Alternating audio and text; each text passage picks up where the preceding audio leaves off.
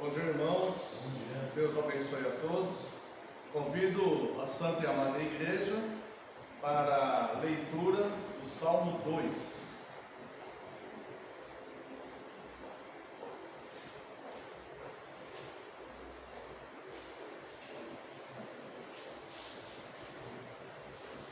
Salmo 2.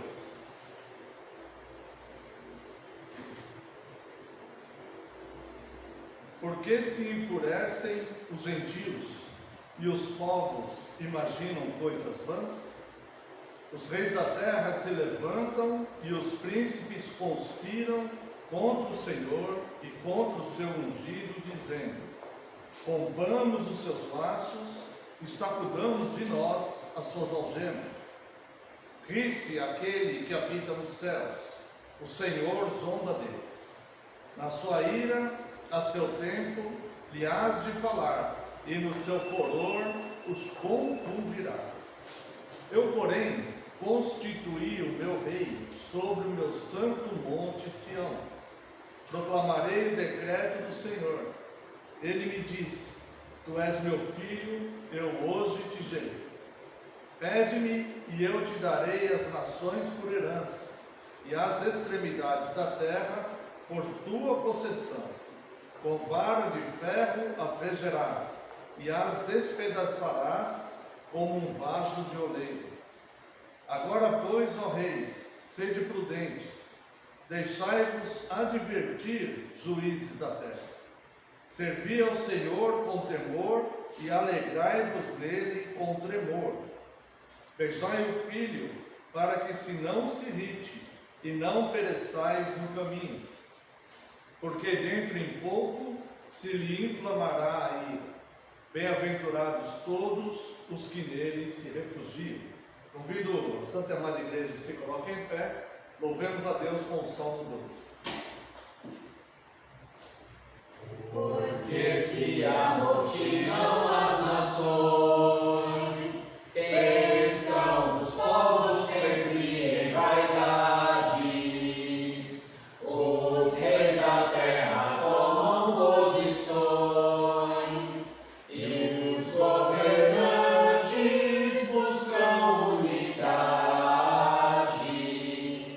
contra o Senhor e contra seu ungido.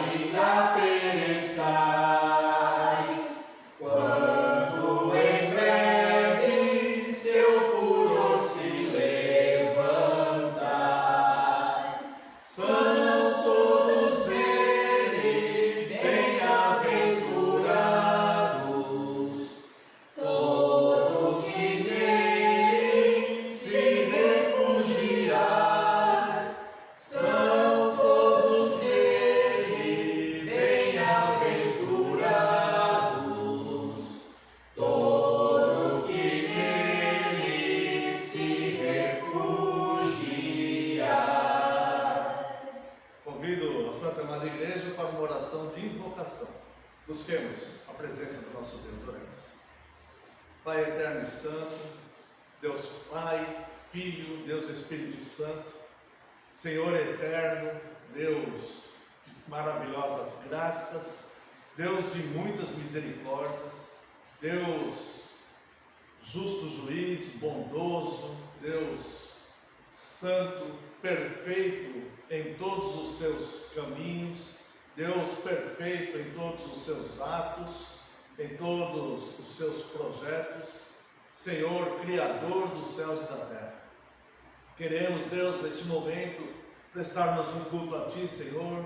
Por isso, Deus, nos unimos a todos aqueles que o adoram, Senhor, nos céus e na terra, para professarmos, Deus, Teus grandes feitos, professarmos nossa fé no Senhor, louvá-lo, Deus, pelas Tuas maravilhas, porque confiamos no Teu amor, sabemos que o Senhor é todo-poderoso, e neste momento, Deus, queremos Te render graças e adoração.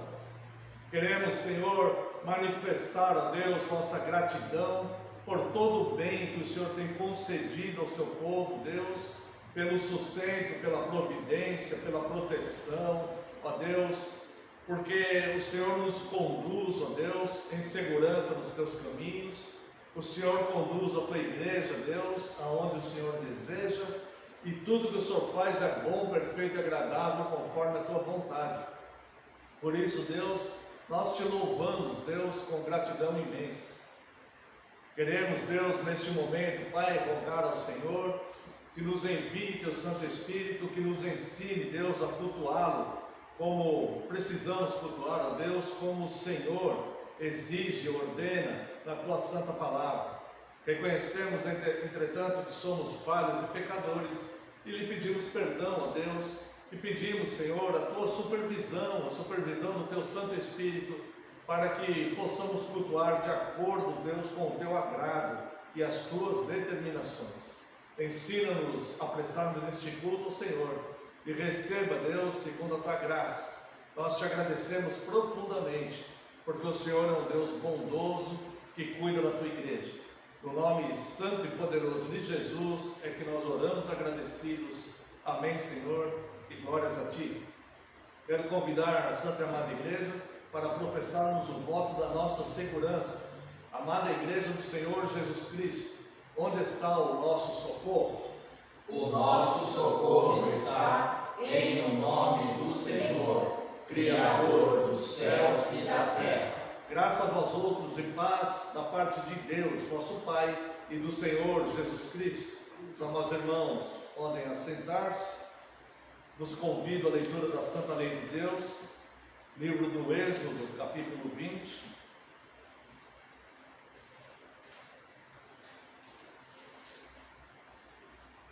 Onde leremos a Santa Lei de Deus.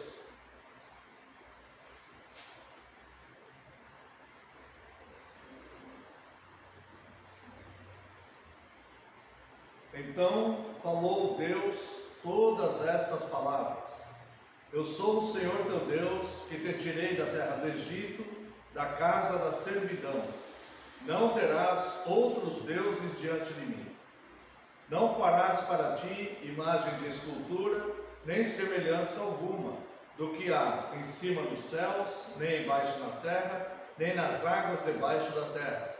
Não as adorarás, nem lhes darás culto, porque eu sou o Senhor teu Deus, Deus zeloso, que visita a iniquidade dos pais nos filhos, até a terceira e quarta geração daqueles que me aborrecem.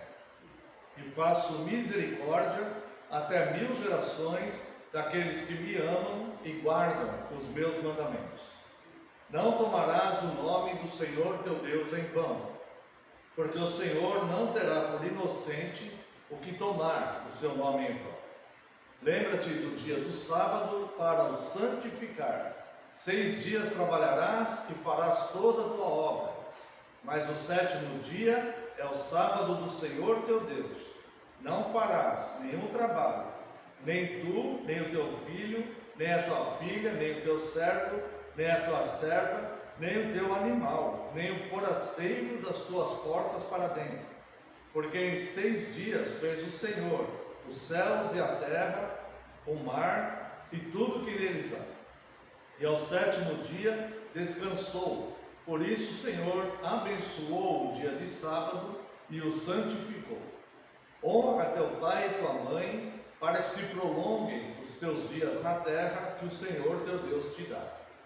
Não matarás, não adulterarás, não furtarás, não dirás falso testemunho contra o teu próximo, não cobiçarás a casa do teu próximo, não cobiçarás a mulher do teu próximo, nem o seu servo, nem a sua serva, nem o seu boi, nem o seu jumento, nem coisa alguma que pertença ao teu próximo.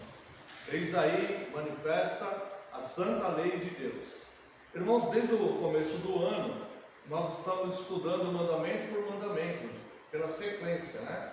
Já abordamos o primeiro mandamento, o segundo, o terceiro mandamento, o quarto mandamento. No último domingo, que tratamos a respeito da lei de Deus, nós falamos um pouco a respeito do quinto mandamento.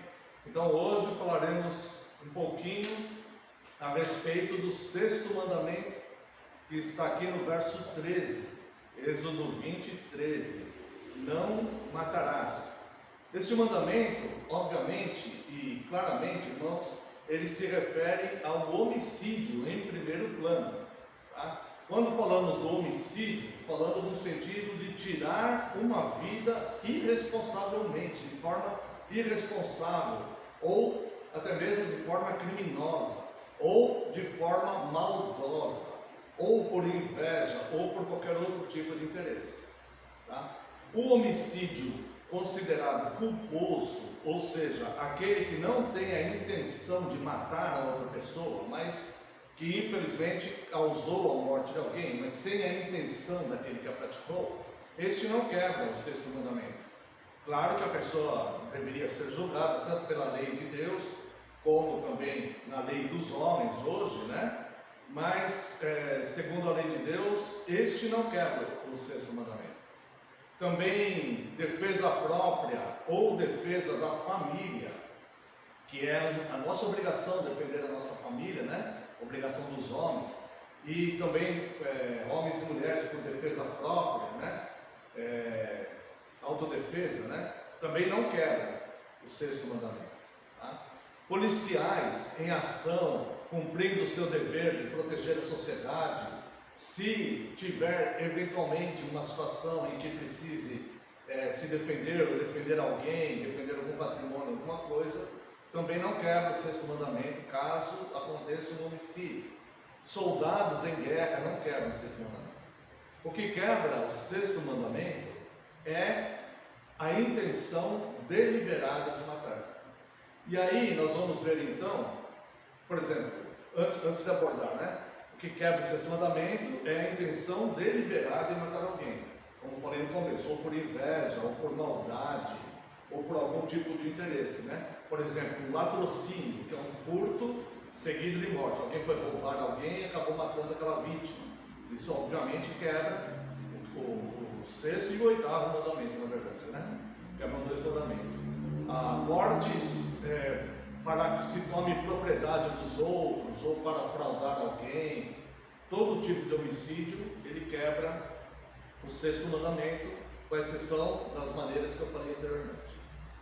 Acontece que no Novo Testamento, tanto o Senhor Jesus como os apóstolos, como nós sabemos, eles se aprofundaram bastante na questão dos 10 mandamentos, da santa lei de Deus, que é de fato o código moral de Deus, né?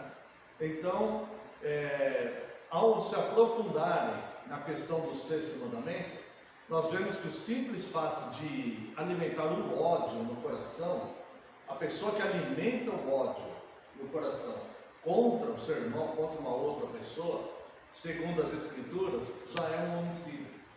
Diante da lei de Deus, ele já é um homicida, porque ele pode não estar praticando fisicamente aquele ato, né? Talvez por não querer pagar as consequências e as penas da lei, de ser preso, de ser julgado, de ser preso e tudo mais, mas no coração dele, na mente dele, o desejo dele é matar aquela pessoa.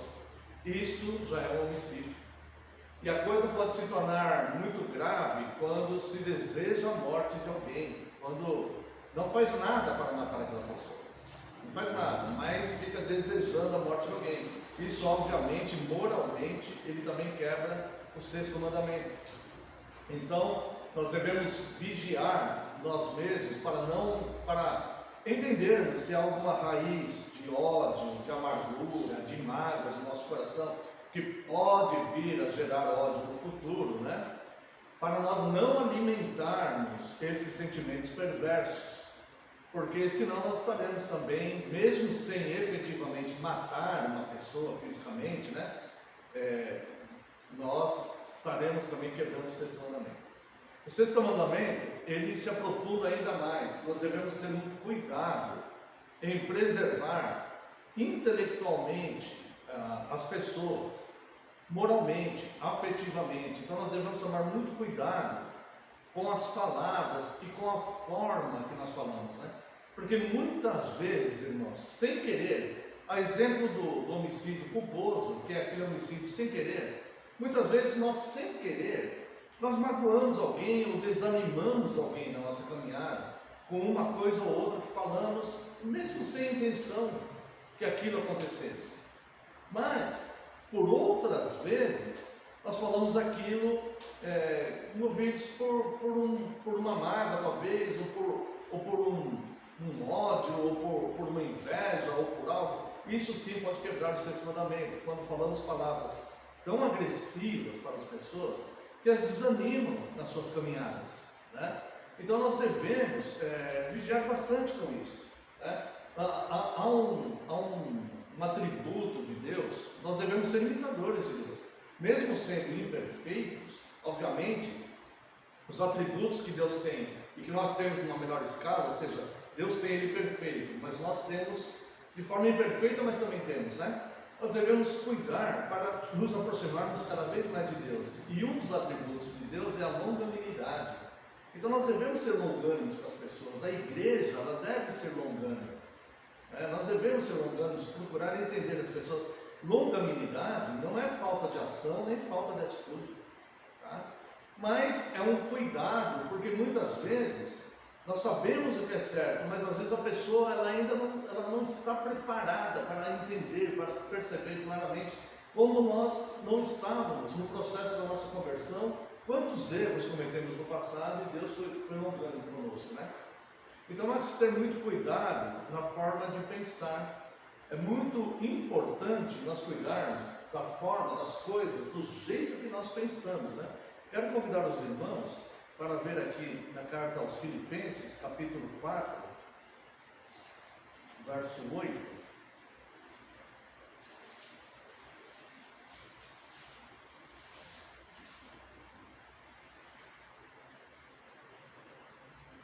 O que diz aqui, olha: finalmente, irmãos, tudo que é verdadeiro, tudo que é respeitável, tudo que é justo, tudo que é puro, tudo que é amável, tudo que é de boa fama, se alguma virtude há e se algum louvor existe, seja isto que ocupe o vosso pensamento. O que também aprendestes e recebestes e ouvistes e vistes em mim, isto praticai, e o Deus da paz será convosco. Tá? Então veja, quando diz aqui essa sequência de virtudes que nós devemos nos aplicar para que habite, né, nossa mente, o nosso pensamento, não é um ou outro, tá? Mas são todos eles juntos, todas essas características juntos. Tudo que é verdadeiro, Cristo é a verdade, a palavra de Deus é a verdade, tudo que condiz deste grupo de ensinos e propósitos e regimentos morais que a fé cristã nos ensina, né? Tudo isso nós devemos pensar, né? Mas não isso em detrimento das outras coisas que estão aqui. São todas juntas. Tudo que é verdadeiro, tudo que é respeitável, tudo que é justo, tudo que é puro. Ausência de malícia, né? Ausência de maldade, ausência de sentimentos que nos fazem ver distorcidamente a outra pessoa. Muitas vezes nós alimentamos uma aversão a alguém, né, que com o tempo, aquilo sendo alimentado, pode nos levar a ver aquela pessoa de forma distorcida, como se aquela pessoa sempre estivesse errada em tudo, porque nós vimos e alimentamos isso, então aquela pessoa perdeu totalmente o valor para nós, né? Então nós devemos tomar cuidado, nós devemos ser puros no nosso pensamento, no nosso julgar, tá? Como esperamos que também os outros sejam conosco, né? Tudo que é amável. O fato de ser amável não quer dizer que nós somos inoperantes ou pessoas sem reações, sem ação, sem atitude. Não é isso. É ser amável, ser cordial com as pessoas, né? Não pagar o mal com o mal, tá? Tudo que é de boa fama. Olha só que interessante isso, né? Porque nós somos a luz do mundo e os olhos dos de fora, eles nos olham, né? E se alguma virtude há, e se algum louvor existe, seja isso que ocupe o vosso pensamento. Então, se nós tivermos essa proporção em mente, sempre cuidando da nossa própria mente, nós dificilmente vamos cair, né, no grande erro de alimentar ódios, rancores, sentimentos que vão nos levar muitas vezes, até mesmo impulsivamente, muitas vezes, se nós estivermos cheios deste ódio com relação a alguém, muitas vezes instintivamente, impulsivamente, nós vamos acabar agredindo a pessoa com palavras. E isso pode ir minando, matando de fato aquela pessoa, matando o ânimo dela, né? Matando a intenção que ela está. Às vezes ela está errada, mas ela está tentando fazer alguma coisa, né? E mesmo se ela tiver de má fé, não é assim que a gente vai conseguir consertar a situação, tá? Então, o sexto mandamento é um mandamento muito abrangente, ele vai desde o homicídio frio e maldoso mesmo, né? Maligno, no sentido de tirar uma vida de uma outra pessoa, né? De forma irresponsável, até mesmo por coisas que alimentamos na nossa mente e que pode desanimar alguém, que pode tirar a vontade de lutar de alguém, o brilho de alguém, né?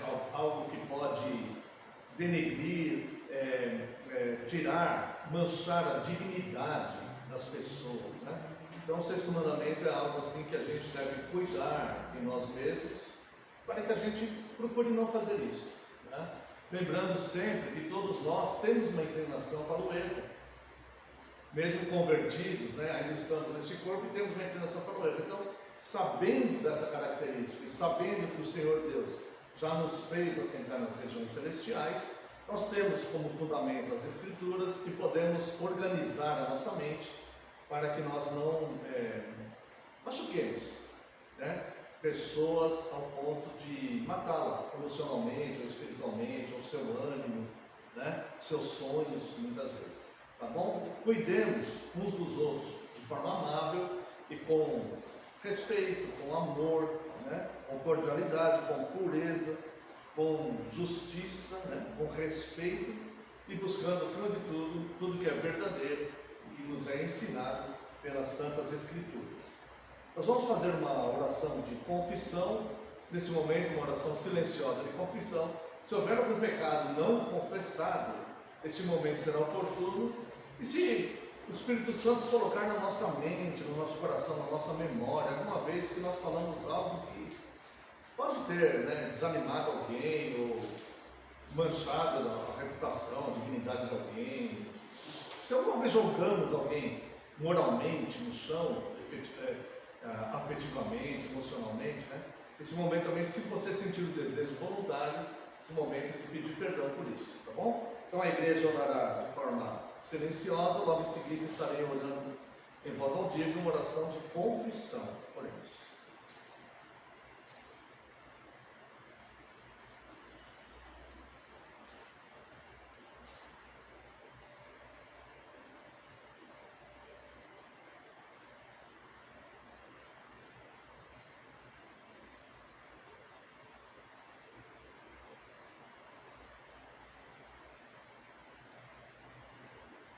Gracioso e eterno Deus, nós te louvamos, Senhor, e apelamos, Pai, neste momento para as Tuas muitas misericórdias. Trazemos corações contritos diante do Senhor e lhe pedimos, Deus, perdão, Deus. Somente o Senhor tem poder para perdoar pecados. E por isso, Deus, nós lhe pedimos perdão pelos pecados, Senhor, que cometemos essa semana, esses dias, Senhor. Pedimos perdão pelas nossas falhas, porque infelizmente o ser humano é comum cair no erro, Deus. Pecamos em pensamentos, em palavras, em ações, em omissões, e lhe pedimos sinceras desculpas, Deus. Também lhe pedimos perdão, Deus, se alguma vez, ó Pai, falamos algo que feriu profundamente alguém, que magoou alguém. Nós pedimos perdão a Deus por isso. Assim também como perdoamos aqueles que falaram coisas assim sobre nós também, ou para nós, e que nos desanimaram em algum momento da nossa vida, nós pedimos também perdão por isso. E perdoamos também essas pessoas, e também pedimos que o Senhor nos perdoe, Deus. O Senhor é gracioso, é santo, é alto, o Senhor é perfeito, Deus, e nós somos seres imperfeitos, Deus, que estávamos em miséria espiritual e fomos alcançados pela Tua graça. Por isso, Deus, estamos nesse processo e lhe pedimos que o Senhor nos aperfeiçoe de glória em glória. Se o Senhor olhar iniquidades, nenhum de nós pode subsistir, ó Deus. Por isso, Pai, nós pedimos, ó Deus, o seu perdão, agradecemos pela sua longanimidade com relação a nós e lhe pedimos também que o Senhor nos ajude, Deus, a nos tornarmos pessoas melhores. Ajude-nos a sermos hoje pessoas melhores do que fomos ontem e que o seu nome seja glorificado em tudo isso. Muito obrigado pela tua graça e amor, no nome santo de Jesus Cristo é que oramos. Amém, Senhor, e glórias a ti. Quero convidar a Santa e Amada Igreja para louvarmos a Deus com o hino 303. Aquele que sentir o desejo de estar ofertando, este momento será oportuno. Hino 303.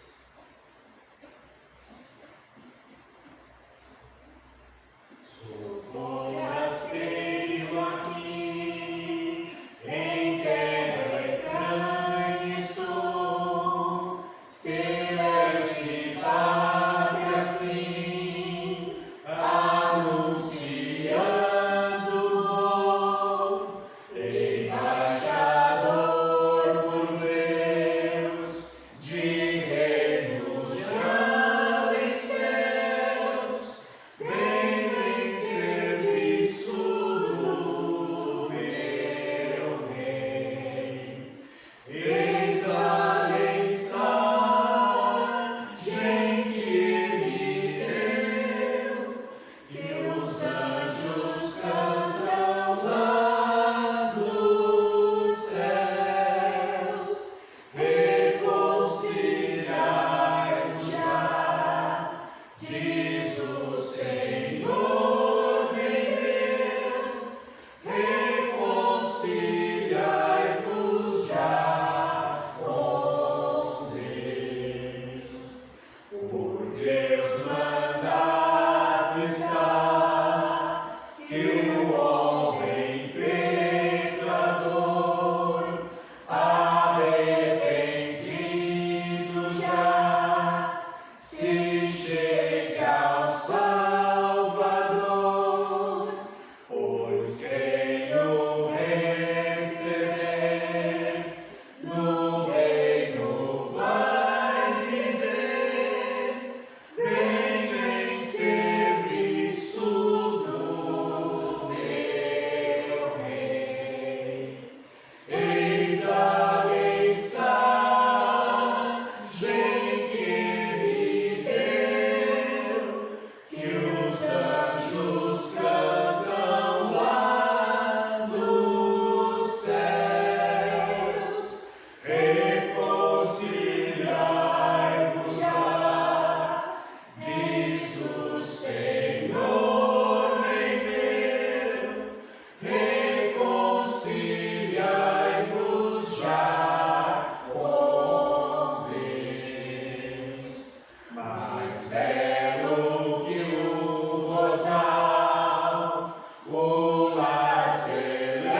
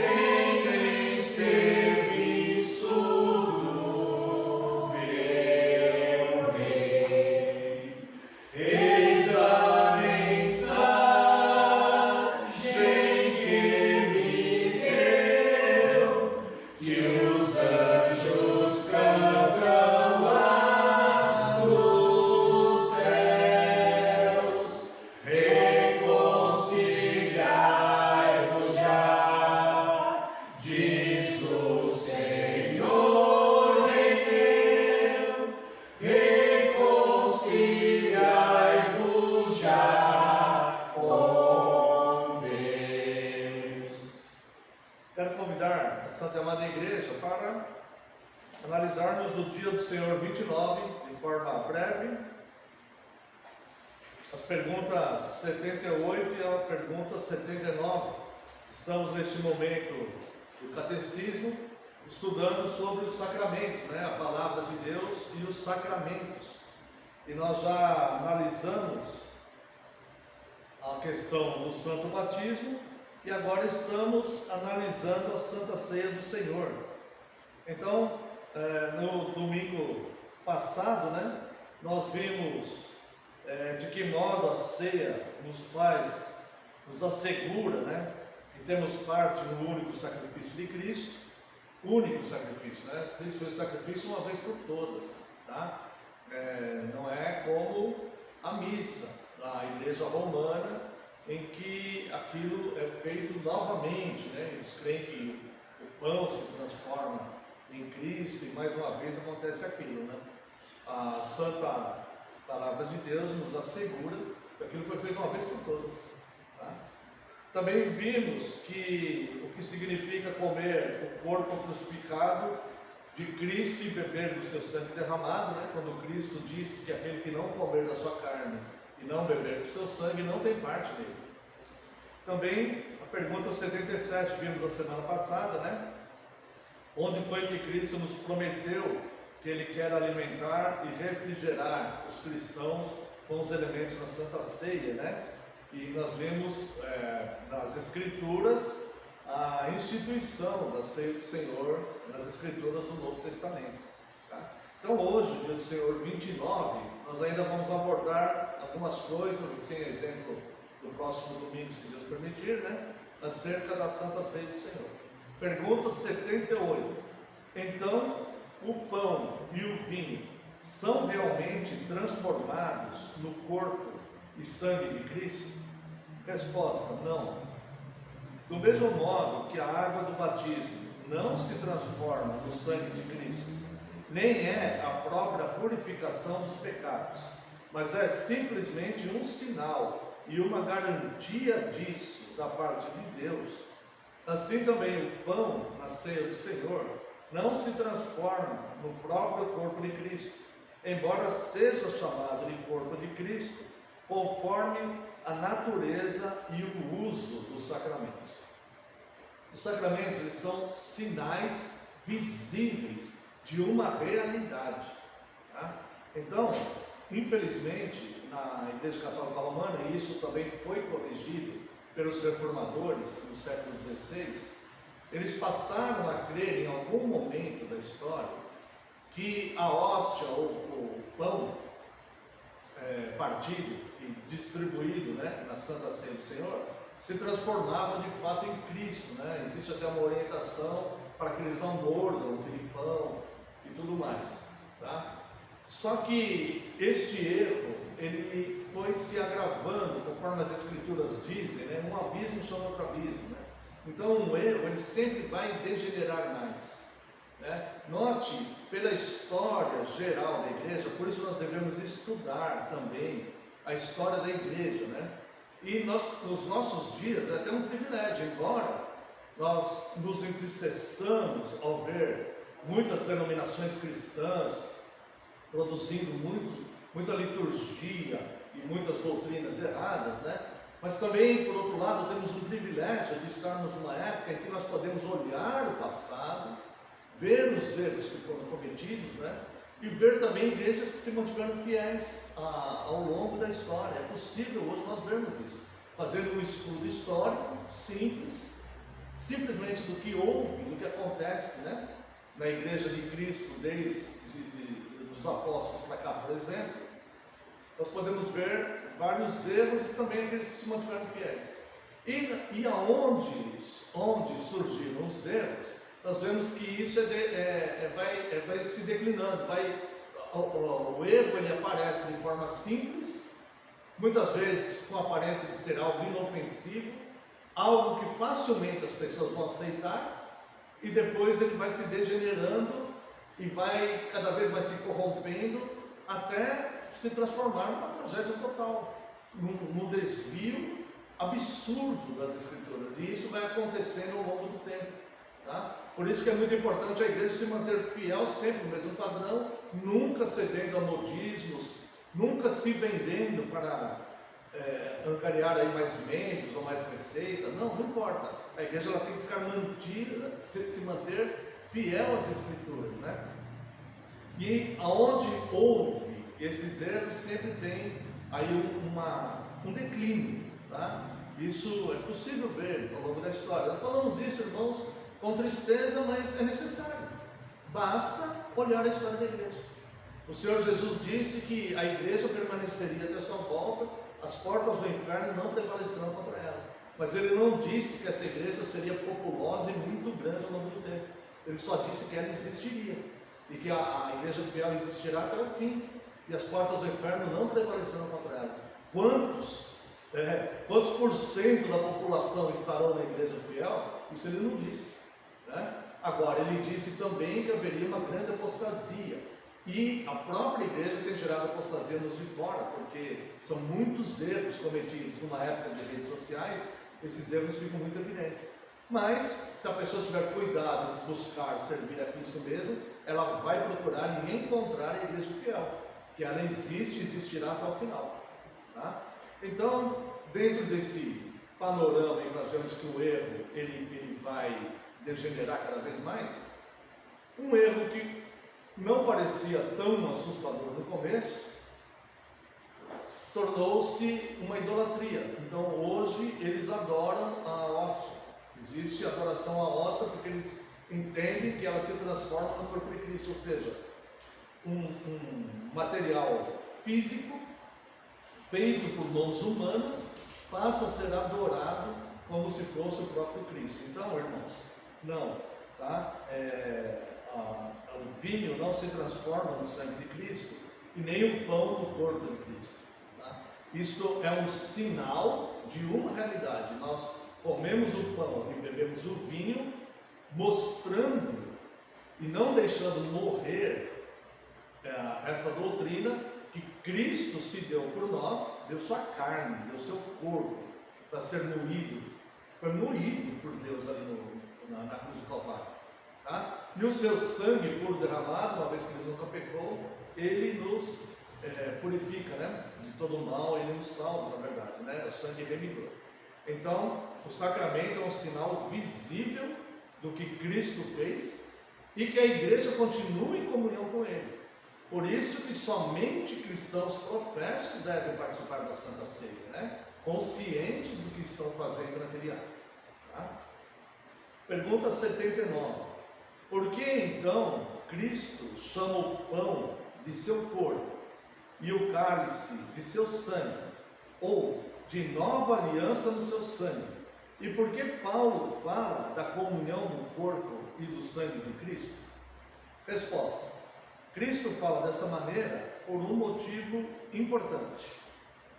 Ele quer nos ensinar pela sua ceia que, do mesmo modo como o pão e o vinho nos sustentam a vida temporal, assim também o seu corpo crucificado e o seu sangue derramado são o verdadeiro alimento e a verdadeira bebida de nossa alma para a vida eterna.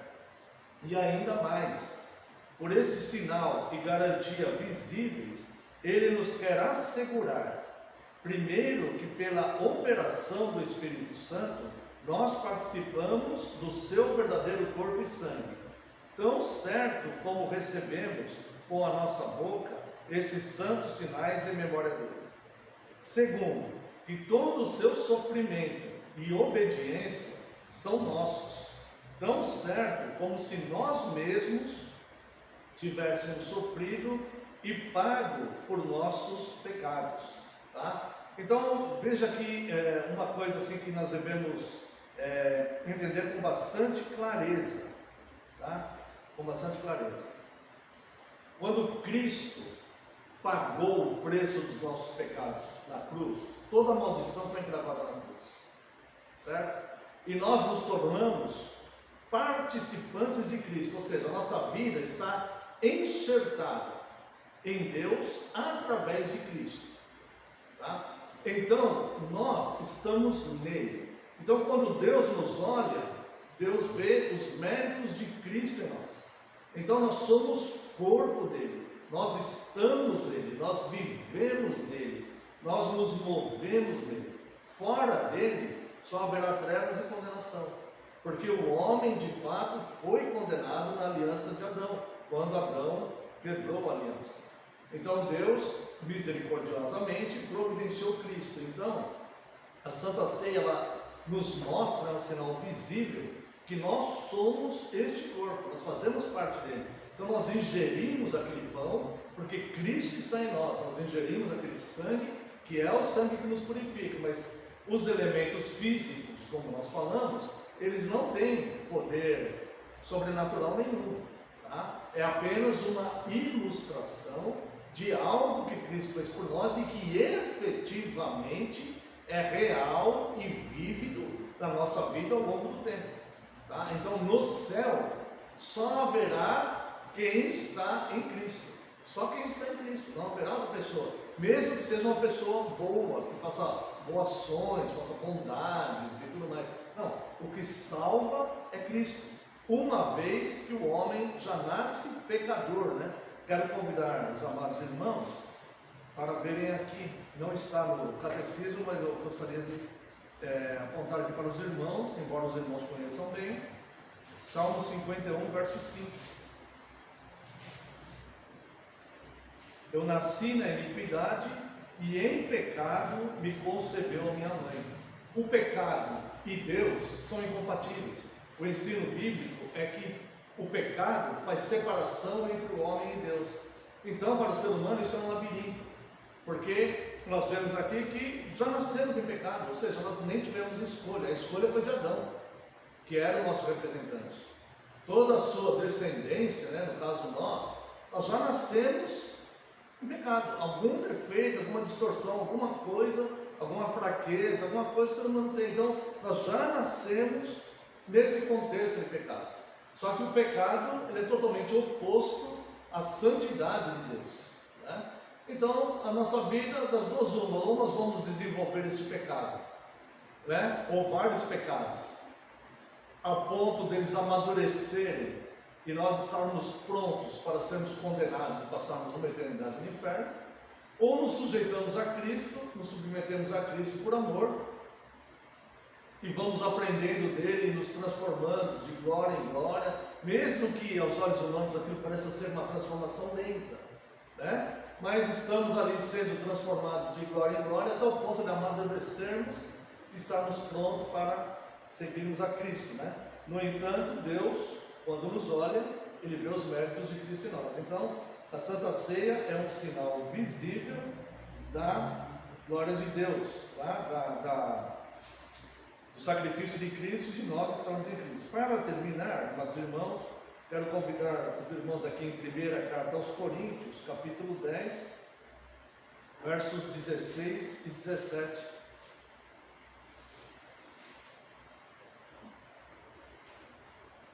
Porventura, o cálice da bênção que abençoamos não é a comunhão do sangue de Cristo? O pão que partimos não é a comunhão do corpo de Cristo?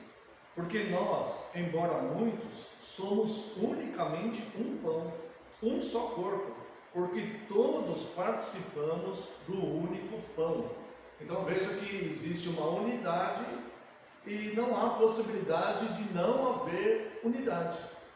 Se a pessoa não está neste corpo, se a pessoa, enquanto está viva neste mundo, se ela não fizer parte da igreja de Cristo, se ela não está em comunhão com a igreja de Cristo, se ela não for membro dos outros irmãos, membros uns dos outros nessa unidade, tampouco ela está em Cristo, tampouco ela estará no céu vivendo com Cristo, né? Então, tem até a parábola, né, que diz que um homem entrou lá e percebeu, olha, ele não faz parte deste corpo e depois foi tirado. Então, não há como permanecer, né, na Cristo. Então, para terminar, vamos ler de novo para a nossa meditação. Porventura, o cálice da bênção que abençoamos não é a comunhão do sangue de Cristo? O pão que partimos não é a comunhão do corpo de Cristo? Porque nós, embora muitos, somos unicamente um pão, um só corpo, porque todos participamos do único pão, ou seja, nós somos de fato membros uns dos outros. E é por isso que o apóstolo diz, né? Alegrai com os que se alegram e chorai com os que choram. Se um de nós estiver chorando, nós estamos tristes. Se um de nós está alegre, nós nos alegramos com ele, porque nós somos um único corpo, tá? E cada um de nós tem dons que podem ser usados, né, e devem ser usados para o crescimento do reino nesta terra, tá? Não é só o pastor, né, nas igrejas, ou só os presbíteros, que devem trabalhar para o crescimento da igreja. Todos nós temos dons, somos capacitados com eles, né? E todo dom deve ser usado para o crescimento de Cristo. Somos um em Cristo. Quero convidar a Santa Amada Igreja para louvarmos a Deus com o hino 535, da Igreja o Fundamento.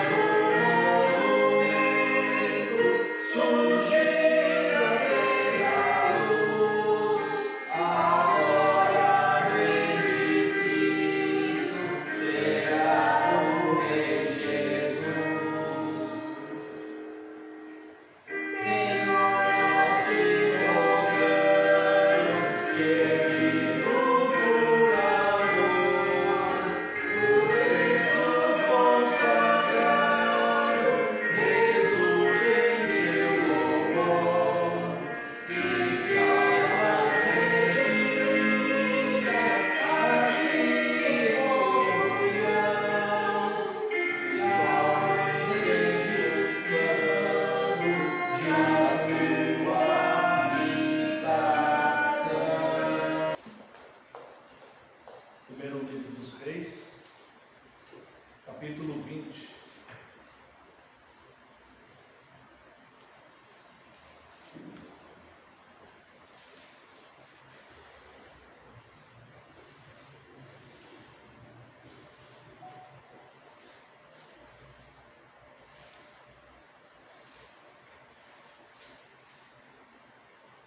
Vamos encontrar primeiro livro dos Reis,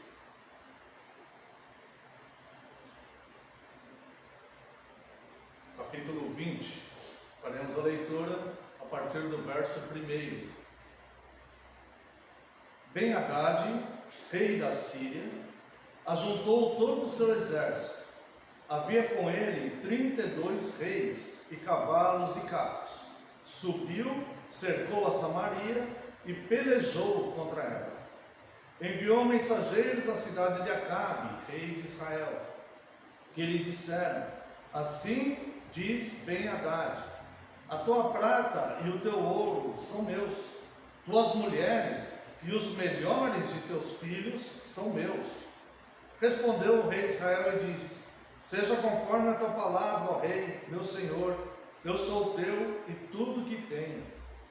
Tornaram a vir os mensageiros e disseram: assim diz Ben-Hadad: enviei-te na verdade mensageiros que dissessem: tens de entregar-me a tua prata e o teu ouro, as tuas mulheres e os teus filhos. Todavia, amanhã, a estas horas, enviar-te-ei os meus servos, que os esquadrinharão a tua casa e as casas de teus oficiais. Meterão as mãos em tudo que for aprazível aos teus olhos e o levarão. Então o rei de Israel chamou todos os anciãos da sua terra. E lhes disse: notai e vede como este homem procura o mal, pois me mandou exigir minhas mulheres, meus filhos, minha prata e meu ouro, e não lhe neguei. Todos os anciãos e todo o povo lhe disseram: não lhe des ouvidos, nem o consintas. Pelo que disse aos mensageiros de Ben-Hadad: dizei ao rei meu senhor: tudo o que primeiro demandaste do teu servo farei, porém isto agora não posso consentir. E se foram os mensageiros e deram esta resposta. Verso 10. Ben-Hadad tornou a enviar mensageiros dizendo: façam-me os deuses como lhe aprouver, se o pó de Samaria bastar para encher as mãos de todo o povo que me segue. Porém o rei de Israel respondeu e disse: dizei-lhe, não se gabe quem se cinge como aquele que vitorioso se descinge.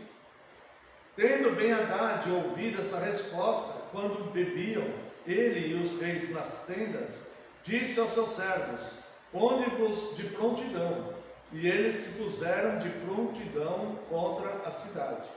Eis que um profeta se chegou a Acabe, rei de Israel, e lhe disse: assim diz o Senhor: viste toda essa grande multidão? Pois hoje a entregarei nas tuas mãos, e saberás que eu sou o Senhor. Perguntou Acabe: por quem?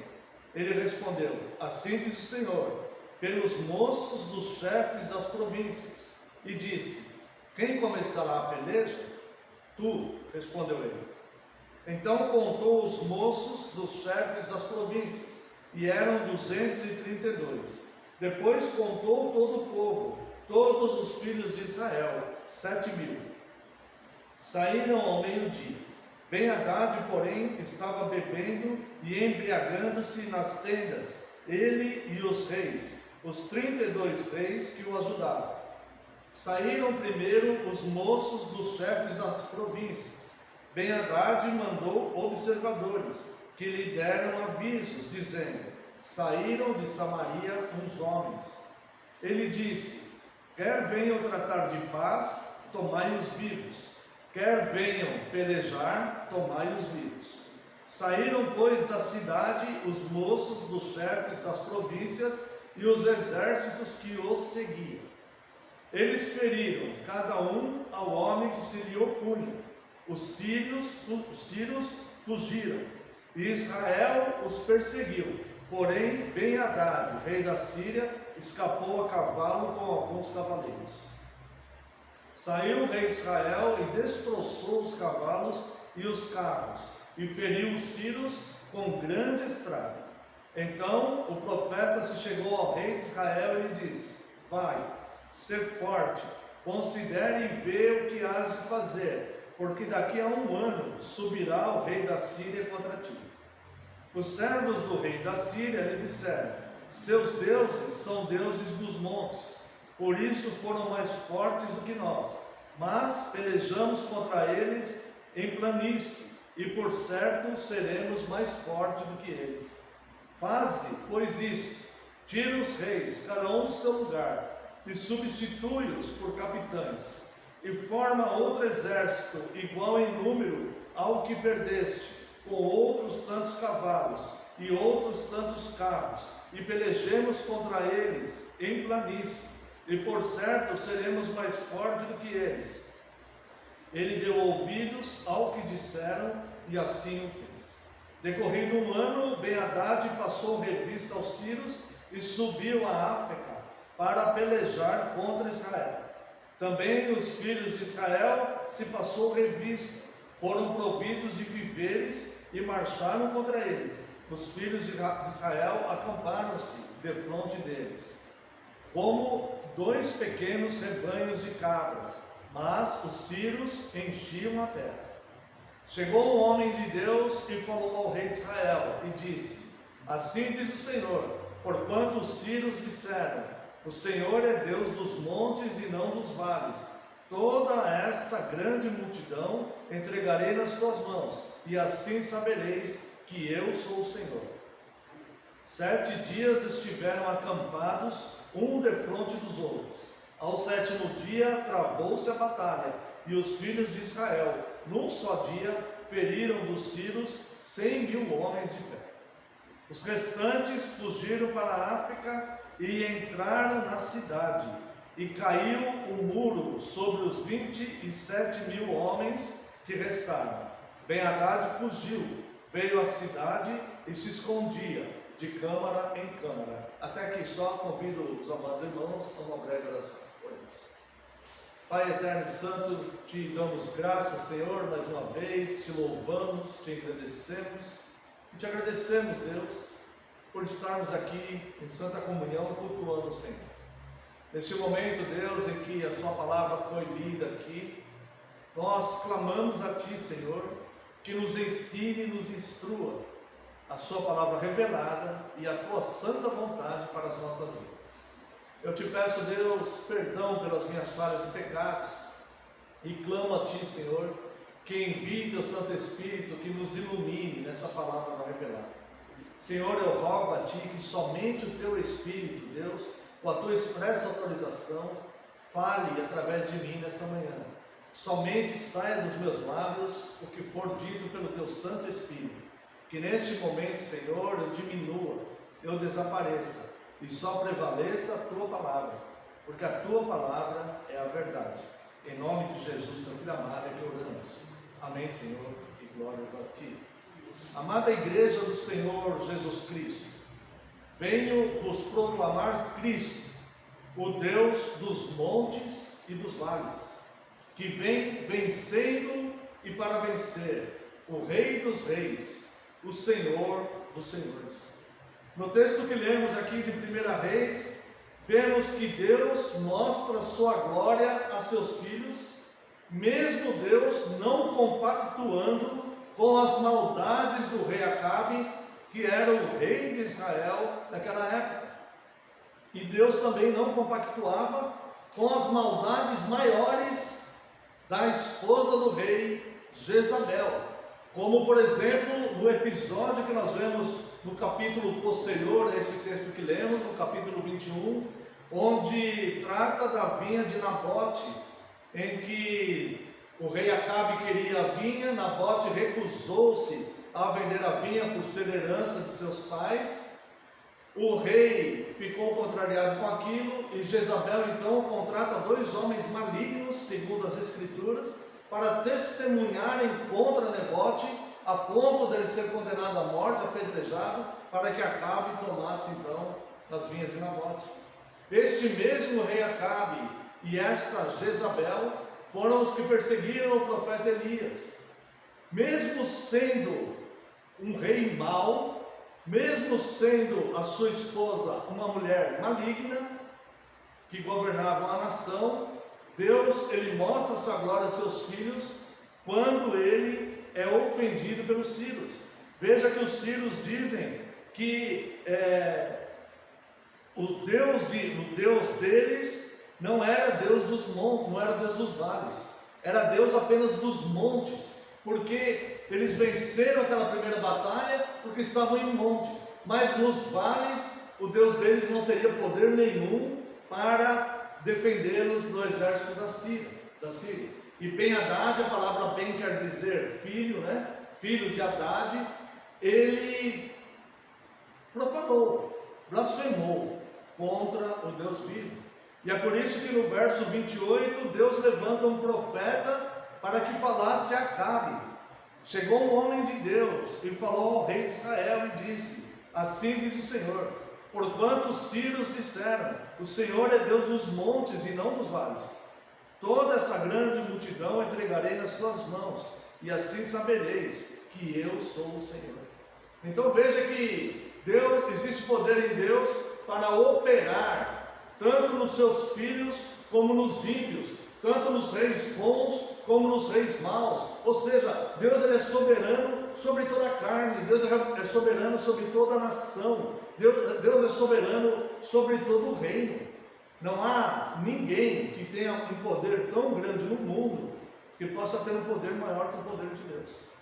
Ou seja, o homem mais poderoso da terra está sujeito à vontade de Deus, querendo ou não querendo. Isso em todos os séculos.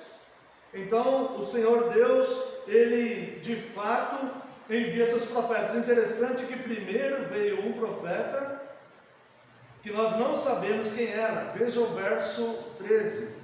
Eis que um profeta se chegou a Acabe, rei de Israel, e lhe disse: assim diz o Senhor, viste toda essa grande multidão? Pois hoje a entregarei nas tuas mãos e saberás que eu sou o Senhor. Note a providência e a soberania de Deus. Antes dos sírios blasfemarem contra Deus, dizendo que Deus não era o Deus dos vales, Deus, Ele começa a situação. E Ele manda um dos seus profetas falar isso para Acabe. Isso foi antes dos sírios falarem isso. Tá? Eis que um profeta se chegou ao rei Acabe, verso 13. Nesta época, o profeta de Deus era Elias. Mas aqui, provavelmente não era Elias. É um profeta anônimo. Pode ser que seja Elias, mas provavelmente não. Porque Elias era tratado pelo nome aqui. Então Elias fez isso, Elias fez aquilo. Elias falou com o rei, né? E também no verso 28, mais uma vez, provavelmente um outro profeta Deus usa. Verso 28, chegou um homem de Deus e falou ao rei. Então possivelmente eram duas outras pessoas que para nós são anônimos, nós não sabemos quem eram, e que Deus levantou para mover os seus propósitos. Ora, Deus não usa só as pessoas que estão dentro do nosso radar de expectativas, dentro de pessoas que conhecemos e que podemos projetar alguma coisa, ou criar alguma expectativa. Deus pode usar qualquer pessoa, pessoas que são totalmente anônimas para nós, pessoas que nós nunca vimos na vida. Deus pode levantar, que embora o rei seja um rei mau, o Senhor Deus, Ele providencia todas as situações. Primeiro, Ele manda um dos seus profetas falar com Acabe, para Acabe pelejar contra os sírios. Disse que quem ia provocar a peleja era o próprio Acabe. Disse também que não era para começar essa peleja, mandar uma comissão, não dos generais ou dos reis que ajudavam Acabe, mas dos jovens, dos moços. Manda lá os moços, mostrando para Acabe que quem tem o poder de fato é o próprio Deus, e não os seus reis, os seus ajudadores, os seus generais ou o seu exército. E Deus vai mostrando essa soberania, e mesmo assim Acabe e Jezabel não se submetem a Deus. Eles vencem a batalha, mas eles não se submetem a Deus, como nós vimos imediatamente depois o que eles fizeram com Nabote, por causa de uma vinha. Eles continuaram sendo maus. Eles eram de fato de origem maligna e adoravam falsos deuses, adoravam Baal. Mas nesse texto nós vemos então algumas características de Deus. Porque nós vemos que Deus revela a sua glória e Deus faz o juízo contra os maus. Nós vemos aqui, por exemplo, que isto Deus faz porque Deus é soberano. Em Isaías 43, verso 13, temos o seguinte relato: ainda antes que houvesse dia, eu era, e nenhum há que possa livrar alguém das minhas mãos. Agindo eu, quem me impedirá? Então Deus, Ele mostra a sua soberania, e é este fato que com o rei Acabe e Ben-Hadad se deu justamente para Deus mostrar a sua soberania para o seu povo, lembrando que Deus preservou 7.000 profetas para auxiliarem Elias. Também vemos isso, que além de Deus ser soberano, Deus é fiel às suas promessas. Ou seja, Deus disse que supervisionaria e que guardaria, e que seria um Deus de perto, e que habitaria com o seu povo, e que conduziria o seu povo ao longo da história. E nós vemos em Lucas capítulo 1, verso 37, a declaração de que para Deus não haverá impossíveis em todas as suas promessas. Deus simplesmente diz: Ainda que teu pai e tua mãe te desamparem, eu não te desamparei, não te desampararei. Eu quero dizer para você com toda segurança, fundamentado na Escritura, que você nunca está sozinho nas suas lutas pessoais e nos seus conflitos. Deus sempre está com você. Deus sempre está com você. Se você está em Cristo, Deus sempre estará com você. Além de Deus ser soberano, Deus ser fiel às suas promessas, Deus é santo e justo em seus juízos. Salmo 7, versos 9 a 11 diz: cesse a malícia dos ímpios, mas estabelece tu o justo, pois sondas a mente e o coração, ó justo Deus. Deus é o meu escudo, Ele salva os retos de coração. Deus é justo juiz, Deus que sente indignação todos os dias. Irmãos, caso alguém te ofenda, caso alguém seja injusto com você, caso alguém te oprima, saiba que essas atitudes das pessoas contra a Santa Igreja de Cristo deixa Deus indignado. A palavra de Deus diz que Deus se indigna todos os dias. Deus não se conforma com o mal que existe no mundo. Deus não se conforma com o mal que as pessoas venham a fazer ao seu povo. É óbvio que existe um vingador. É óbvio que existe um juiz santo e perfeito que julgará a nossa causa e nos fará justiça. Portanto, Deus é soberano. Deus é fiel às suas promessas. Deus é santo e justo em seus juízos. Permaneça em Cristo. Deus é gracioso e misericordioso em sua salvação. O Salmo 116 diz: amo o Senhor, porque Ele ouve a minha voz e as minhas súplicas, porque inclinou para mim os seus ouvidos. Invocá-lo-ei enquanto eu viver. Laços de morte me cercaram. Isso é um testemunho. Laços de morte me cercaram, e angústias do inferno se apoderaram de mim. Caí em tribulação e tristeza. Isso é um relato, é um testemunho do salmista. Então invoquei o nome do Senhor. Ó Senhor, livra a minha alma. Compassivo e justo é o Senhor. O nosso Deus é misericordioso. O Senhor vela pelos simples. Achava-me prostrado e Ele me salvou. E aí o salmista, ele fala para a sua própria alma: volta minha alma ao teu sossego, pois o Senhor tem sido generoso para contigo, pois livraste da morte a minha alma, das lágrimas os meus olhos, da queda os meus pés. Andarei na presença do Senhor na terra dos viventes. Andaremos na presença do Senhor na terra dos viventes, porque nós não precisamos de mais nada. Nós precisamos de Deus como nosso escudo e nosso auxiliador, porque é Ele que move os corações.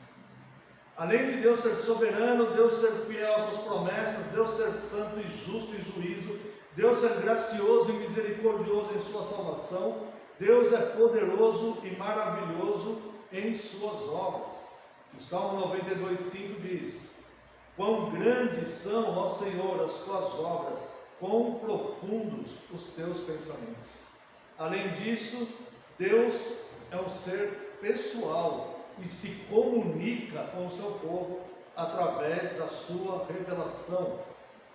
Salmo 29: a voz do Senhor ouve-se sobre as águas, o Deus da glória troveja, o Senhor está sobre as muitas águas, a voz do Senhor é poderosa, a voz do Senhor é cheia de majestade, a voz do Senhor quebra os cedros. Sim, o Senhor quebra os cedros do Líbano, Ele os faz saltar como um bezerro, ao Líbano e ao Sirion, como novos unicórnios.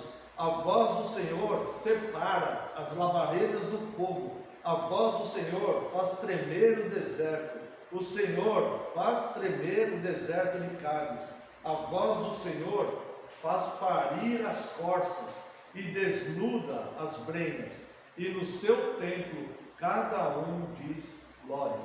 Então, irmãos, Deus, Ele é soberano, Deus é justo, Deus é misericordioso, Deus é gracioso na sua salvação, Deus é um Deus presente em meio ao seu povo.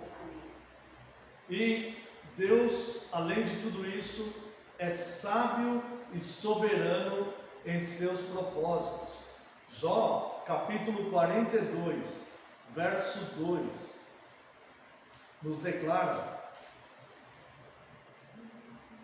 bem sei que tudo podes, e nenhum dos teus planos pode ser frustrado. Ou seja, como diz o dia do Senhor 1, nosso único consolo na vida ou na morte é saber que não pertencemos a nós mesmos, mas pertencemos de corpo e alma ao nosso fiel Salvador, Jesus Cristo. Então, seja o que for que aconteça, é providência de Deus. Deus está provendo nossas vidas, seja em qual for a situação, nunca nos abandonará, sempre estará conosco. E por fim, irmãos, Deus é amoroso e bondoso em seus cuidados. Por isso, como diz 1 Pedro capítulo 5, verso 7, lancemos sobre Deus a nossa ansiedade, porque Ele tem cuidado de nós. Para concluir, amados irmãos, este pequeno sermão, eu quero dizer para os irmãos que o Deus dos montes e dos vales enviou Cristo. O mesmo Cristo que Paulo descreve, se você quiser abrir sua Bíblia, na primeira carta a Timóteo, capítulo 6. Eu gostaria de convidá-lo a ler 1 Timóteo, capítulo 6, versos 9 a 16.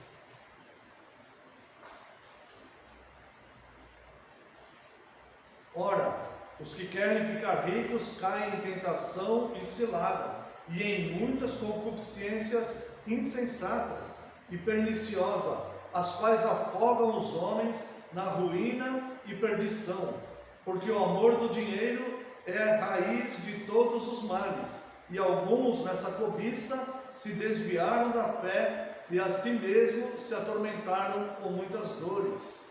Tu, porém, ó homem de Deus, foge dessas coisas, antes segue a justiça, a piedade, a fé, o amor, a constância, a mansidão. Combate o bom combate da fé.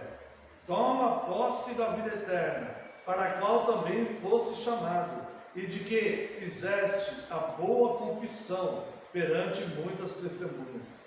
Exorto-te perante Deus, que preserva a vida de todas as coisas, e perante Cristo Jesus, que diante de Pôncio Pilatos fez a boa confissão, que guardes o mandamento imaculado, irrepreensível, até a manifestação de nosso Senhor Jesus Cristo, a qual, em suas épocas determinadas, há de ser revelada pelo bendito e único soberano, o Rei dos Reis e Senhor dos Senhores, o único que possui imortalidade, que habita em luz inacessível, a quem homem algum jamais viu, nem é capaz de ver. A Ele a honra, o poder eterno. Amém. Ou seja, o que nós vemos aqui, que o apóstolo Paulo fala sobre o nosso comportamento diante dessas características que foram ditas aqui, de Deus ser altamente soberano e ter cuidado com as nossas vidas. Vemos aqui: foge das ciladas, da sedução das riquezas. Vemos também: segue a fé, o amor, a constância, a mansidão. Veja o verso 11. Tu, porém, ó homem de Deus, foge dessas coisas. Foge dessa sedução do mundo que enlaçou o rei Acabe e a sua mulher Jezabel. Foge dessas coisas que aparecem nos trazer poder ou satisfação pessoal e que as pessoas aplicam o coração até chegar na ruína total. Veja aqui, verso 9: os que querem ficar ricos caem em tentação e cilada e em muitas concupiscências, que são paixões insensatas e perniciosas. Isso se chama, conhecemos isso atualmente no nosso mundo, na nossa sociedade, como corrupção. Vou ler de novo. Ora, os que querem ficar ricos, quando fala que ficar rico, não é só ter muito dinheiro, mas é ter poder nas coisas. Ora, os que querem ficar ricos caem em tentação e cilada, e em muitas paixões insensatas e perniciosas, as quais afogam os homens na ruína e na perdição. Ou seja, as pessoas que se entregam a esse tipo de sentimento, a esse tipo de busca, elas se perderão, elas entrarão em ruína, mesmo que a sua vida aqui aparentemente seja de ter muitos patrimônios. Essas pessoas cairão em ruína e perdição. E aqui o apóstolo Paulo, uma carta pastoral a Timóteo, ele nos orienta, porque essa carta é uma carta volante para as igrejas. Tu, porém, ó homem de Deus, a exemplo daqueles homens de Deus que foram falar com o rei Acabe, que estavam entre um rei mau, que era Acabe, e outro rei mau, que era Ben-Hadad. E Deus usou aqueles homens de Deus para fazer os seus propósitos ali. E diz: tu, porém, ó homem de Deus, foge destas coisas. Antes, ou seja, faça uma troca. Te convido a trocar. Para de correr atrás dessas coisas que vão te levar para a ruína e perdição, para essas seduções do mundo. Isso vai te arruinar. Isso é loucura, é insensatez. É insensatez. Para. Antes, troca. Tu, porém, ó homem de Deus, foge dessas coisas. Antes, aí tem uma troca. Segue a justiça, a piedade, a fé, o amor. Agora note bem, a constância. Seja constante, seja firme na fé, não importa as circunstâncias. Seja firme na fé, seja constante na tua fé. Não é só, a nossa fé não é só quando nós estamos bem, de saúde, financeiramente, ou alegres. A nossa fé é todos os dias, em todas as situações que passam o ser humano, quando as coisas não estão bem, também. Seja constante na sua fé. A mansidão. Aqui, o verso 12, vai dizer qual o combate nós temos que combater. Não como Ben-Hadad, nem como Acabe, mas o bom combate da fé, para tomarmos posse da vida eterna, como tomaram posse da terra prometida.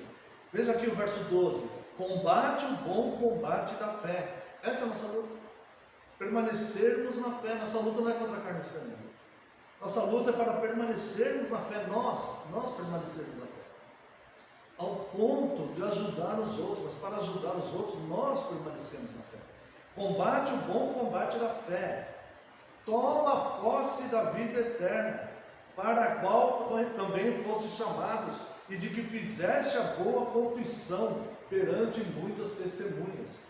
Olha só, quando Deus promete a terra prometida para Abraão, para Isaac, para Jacó, quem vai entrar na terra é Josué. Nesse momento aqui, nesse momento aqui, muitos caíram no deserto, porque murmuraram, porque não tiveram perseverança em esperar a promessa, em aguardar a promessa. Deus fez aquela geração, Deus fez eles peregrinarem 40 anos no deserto, para que se passasse uma geração inteira de murmuradores, que poderiam ter entrado no deserto. Não era muita distância para levar 40 anos ali, mesmo a pé. Então, Deus fez aquela geração rodar ali 40 anos para passar toda aquela geração de murmuradores, para que eles não entrassem na terra prometida. Aqui diz: combate o bom combate da fé, toma posse da vida eterna. Quando aqueles homens entraram na terra prometida, na geração de Josué, eles tiveram que lutar com aqueles homens que habitavam aquelas terras. As terras são de Deus. Haviam homens ali habitando aquelas terras, eram homens pagãos, mas Deus prometeu aquela terra para o seu povo. Mas eles tiveram que lutar para entrar. E Deus falou: não os temais, apenas ser forte e corajoso. Não os temais, porque eu estou contigo. Então, irmãos, combate o bom combate da fé. Hoje nós não precisamos pegar espadas e escudos físicos para lutar com pessoas, mas a nossa luta é espiritual. É a luta da fé para nós mesmos ficarmos na nossa fé inabalável e não sermos atingidos pelos dardos inflamados do inimigo, para tomarmos posse da terra prometida, ou seja, da vida eterna. Deus é que preserva a vida de todas as coisas. Veja a soberania de Deus aqui. Aquele mesmo Deus que moveu essa situação com Acabe e Ben-Hadad e mostrou sua glória. Sim, é Deus do vale e Deus dos montes.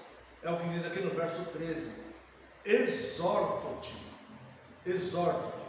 perante Deus, que preserva a vida de todas as coisas. Nós vemos agora há pouco aqui, lemos no Salmo 29.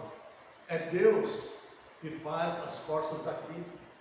Olha só, exorto-te perante Deus, que preserva a vida de todas as coisas. Quem preserva a vida de todas as coisas, preserva a tua vida, preserva a vida daquilo que é importante para você, preserva a vida daquilo que tem valor para você, desde que seja algo proveitoso e bom para a tua vida. Exorta-te perante Deus, que preserva a vida de todas as coisas, e perante Cristo Jesus, que diante de Pôncio Pilatos fez a boa confissão. Ele passou por tudo aquilo, esse julgamento, essa acusação injusta que ele passou, para que nós possamos combater o bom combate e tomar posse da fé. É Deus que mantém a vida de todas as coisas. Guarda os mandamentos, verso 14, que guardes o mandamento imaculado, irrepreensível, até a manifestação de nosso Senhor Jesus Cristo. Ou seja, persevera, não desanime, seja constante, seja firme em teu coração, em seguir a fé, independente das circunstâncias que estão ao redor. Siga a Deus constantemente e firme, porque é Deus que preserva todas as coisas. Guarde os mandamentos, confie na revelação do único soberano e Rei dos reis e Senhor dos senhores. Veja aqui no verso 14. Verso 15. A qual, em suas épocas determinadas, há de ser revelada pelo bendito e único soberano, o Rei dos reis e Senhor dos senhores, o único que possui imortalidade, que habita em luz inacessível, a quem homem algum jamais viu, nem é capaz de ver. A ele a honra, a glória e o poder eternamente. Ou seja, confie na revelação do único soberano, o Rei dos reis e Senhor dos senhores, que com sua palavra sustenta o universo. E por fim, irmãos, aqui o verso 16, já lemos, mas vou ler só a primeira parte. O único que possui imortalidade. Aqui, irmãos, não é o único imortal, é o único que possui imortalidade. Ou seja, é o único que pode determinar quem é imortal e quem não é. Por exemplo, os anjos que não caíram são imortais, mas porque Deus determinou. Deus pode matá-los. Eles não são imortais pela sua própria natureza, mas eles são imortais porque Deus os mantém imortais. Deus é o único que possui a imortalidade e torna imortal a quem Ele quiser. Por isso que o verso aqui diz, o verso 12 diz, combate o bom combate da fé, toma posse da vida eterna, para a qual também fosse chamado, perante a confissão de muitas pessoas, né? E exorta-te perante Deus, que preserva a vida de todas as coisas, porque Ele possui a imortalidade. Então, irmãos, seguimos a um Deus que é soberano, e que de fato na nossa vida, muitas vezes passamos por momentos de angústia e tribulação, mas seja constante, não desanime e confie, porque Deus é o Senhor da história, é o Deus dos montes e é o Deus dos vales, e é a sua voz que quebra os cedros do Líbano e faz da cria as corças. Amém. Quero convidar a Santa Maria Igreja para louvarmos a Deus com o Salmo 29.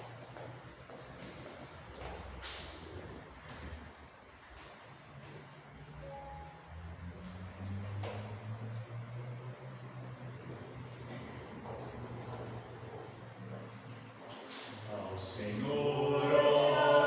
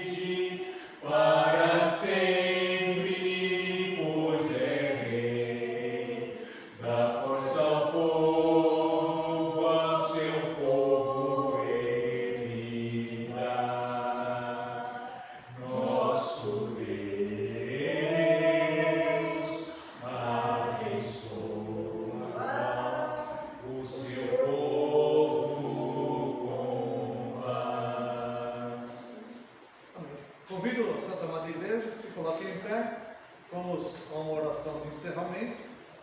Após a oração, a bênção, e após a bênção, estará encerrado. Oremos. Gracioso e eterno Deus, te louvamos, Senhor, e te agradecemos, Deus, por tão grande amor para conosco, Deus, pela tua soberania, pela tua força, Deus, pelo teu poder. O Senhor é todo poderoso e não há nada que possa frustrar os teus planos, Senhor. Tudo que o Senhor determina, o Senhor é um Deus organizado, o Senhor é um Deus prudente, o Senhor é um Deus poderoso, Deus. E não há nada, Deus, que possa acontecer no mundo que o Senhor não tenha, que o Senhor não presida, que o Senhor não permita, que o Senhor não determine. Porque o Senhor, a tua voz, Senhor, sustenta todas as coisas. E nós te agradecemos, Deus, por tão grande amor para conosco, que até mesmo enviou o seu próprio Filho para nos salvar e nos resgatar. Muito obrigado pela tua graça, pelo teu amor, muito obrigado por esta tua igreja, Deus. E pedimos por ela, se for do teu agrado, Deus, que acrescente mais pessoas para caminhar conosco e nos conduza, Deus, para onde o Senhor desejar. Despeça-nos em segurança, Deus, livra-nos de todo mal, permita que tenhamos um domingo de paz e tranquilidade na tua santa presença. Se for da tua graça, Deus, pedimos a cura, Deus, e o conforto, Pai, para aqueles que estão enfermos, o seu Aceli, o Bruno, a Fátima, o senhor Dirã, e que o Senhor conforte e console as famílias, Deus, aqueles que amam essas pessoas, nossos irmãos, que o Senhor possa consolar e confortar a sua igreja. Estenda a mão aos tentados, traga paz aos aflitos, Deus, abençoe as autoridades na nossa nação, para que possamos ter dias de paz na tua presença. Proteja a tua igreja no Brasil, Senhor, proteja a tua igreja, Deus, no mundo. Sê conosco, Deus, amparando, nos dando direção, cuidando das nossas vidas. Abençoe todo o seu povo espalhado em toda a face da terra e traga paz a Jerusalém. Oramos no nome santo e sagrado de Jesus Cristo, seu Filho amado. Amém, Senhor, e glórias a ti. Receba a bênção, irmãos. Que a graça do nosso Senhor Jesus Cristo, o amor do Deus Pai e a comunhão e as consolações do Espírito Santo sejam sobre vós, agora e para todos sempre. Amém e amém. Não tem? Então está encerrado. Está encerrado. Quando o pastor esquece, pode tirar aqui para mim, fazendo um favor. Está encerrado, não, só um aviso. 2 avisos.